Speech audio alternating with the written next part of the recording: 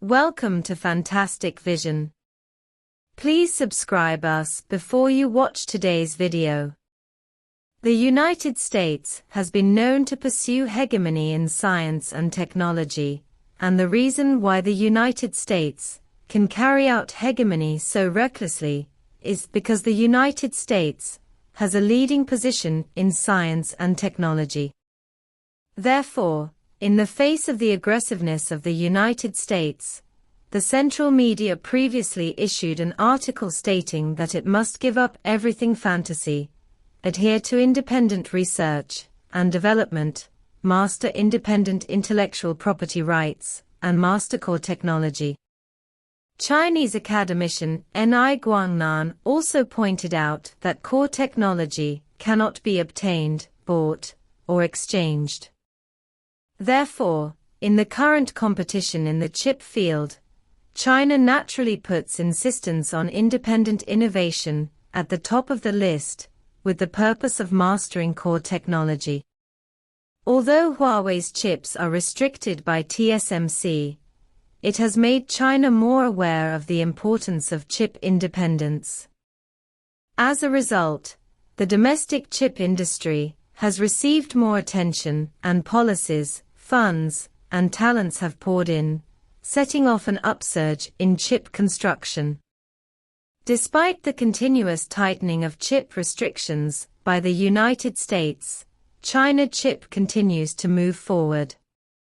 In particular, the domestically produced self-made Godson has continuously made new breakthroughs, and its export has been restricted due to its importance. After Godson, China will restrict exports of another chip. Some time ago, there was a piece of news related to Loongson that attracted much attention. That is, Loongson was prohibited from exporting to any other overseas countries due to its strategic importance. This news originally came from the well-known American technology media, Tom's Hardware. Later, the Russian Kommersant reported that Intel and AMD cut off the supply of Russian CPUs. Russia has tested the Chinese Godson and plans to purchase in batches, but the export of Godson processors with independent intellectual property architecture to Russia has been stopped.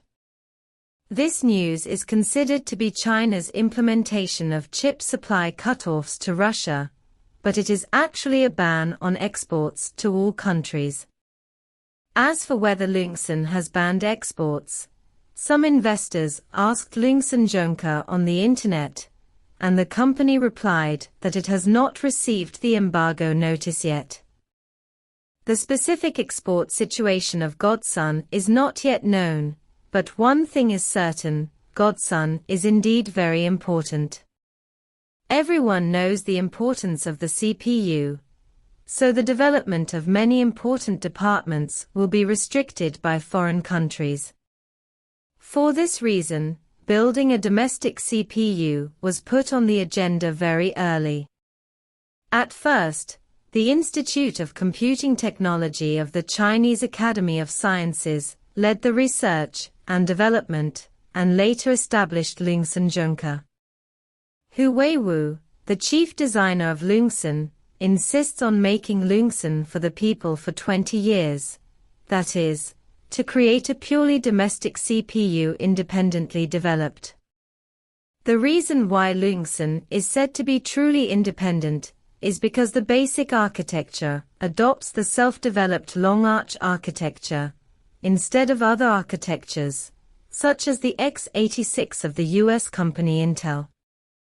It is not worried about being restricted by foreign countries at all, so Loongson is a purely domestic chip. In recent years, Godson has continued to enter the commercial field, launching multiple versions one after another, and has partially surpassed Intel and AMD. The important thing is that Loongson is not only moving towards marketization, but also entering many fields, such as government and enterprise departments, and military scientific research. Even beta satellites use Loongson. Therefore, it is not too much to say that Loongson is of strategic importance. First, it must be guaranteed for domestic use. In fact, restricting the export of advanced technology is not the first initiative of China. Western countries have already implemented export restrictions. For example, the Wassenaar Agreement is an agreement signed by 40 countries including the United States, Japan, and the United Kingdom to prohibit the export of advanced technologies and products. There is also the US chip ban, especially the most stringent new chip export control regulations released in October last year, which is to prevent China from developing high-end chip technology. So SMIC cannot obtain advanced chip equipment such as EUV lithography machines. Therefore, it is not surprising that China formulated the Catalogue of Technologies Prohibited and Restricted from Exporting, and 7 new technologies will be added in the near future. According to relevant information, China intends to include 7 technologies, including photovoltaic silicon wafer preparation and laser radar, in the list of prohibited or restricted exports, and is now publicly soliciting opinions from the public. Among them, the preparation of photovoltaic silicon wafers is the production technology of solar chips. The information was reported by the US media Bloomberg, which directly stated that in order to maintain its dominant position in the field of solar energy manufacturing, China will restrict the export of key production technologies for the production of advanced solar chips. This is another chip export restriction after Godson. Today, China has an absolute lead in solar technology, and the production of solar chips accounts for 97% of the world. Solar energy technology is becoming the world's largest source of new energy, and it has received more and more attention from various countries, and they are actively developing their respective supply chains. Over the past decade, China has taken the lead in this field, developing very cutting-edge technology. Especially for solar chips, China can produce larger and thinner chips, reducing the cost of solar power generation by more than 90%. Therefore, relevant analysts believe that considering China's current dominance in the field of solar wafers and relatively high barriers to entry in this field, it is reasonable for China to implement relevant technology export restrictions to avoid leaking technology overseas.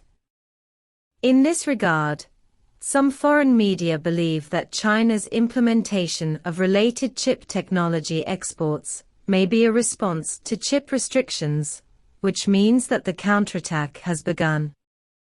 In fact, this interpretation is not accurate. This time it is just China's normal increase in export restrictions. In terms of the overall level of chips, China does have a gap, but in some respects China has caught up, and now is not the best time to implement reciprocal restrictions. What China needs to do is to move forward silently and actively build an independent chip industry chain.